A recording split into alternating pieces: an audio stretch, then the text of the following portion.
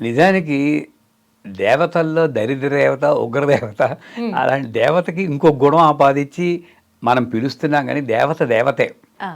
జ్యేష్ఠాదేవి అయినా, లక్ష్మీదేవి అయినా, రాహువు అయినా, శనీశ్వరుడైనా అన్నీ పరమాత్మ స్వరూపం. సర్వం కల్విదం బ్రహ్మ అంటుంది. హ్మ్. అంతటా వ్యాపించున్నదే బ్రహ్మ అని. ఇవన్నీ హయ్యర్ స్టడీస్‌లో చదువుతున్నారు. ఆ చదివిన వాళ్ళు ఎవరికీ చెప్పరు. మామూలుగా సంసారంలోనే ఇదో దరిద్ర దేవత, ఇదొక ఉగ్రదేవత అనుకుని దేవతల్లో కూడా విభజించేసి ఎవరికి తోచిన విధంగా వాళ్ళు. మార్చేస్తారు. హ్మ్. నిజానికి దరిద్ర దేవత అంటే ఆవిడ దేవత యొక్క రూపం కాదు, అశాంతి. ఓకే. ఇది మనమే క్రియేట్ చేసుకుంటాం. ఆ! ఇప్పుడు ఒక ఇంట్లోకి వెళ్ళామనుకోండి, ఆ ఇంట్లో మనం ఉంటున్నప్పుడు హ్మ్. మాట సౌమ్యంగా ఉండాలి. మాటకు కొన్ని లక్షణాలు ఉన్నాయి.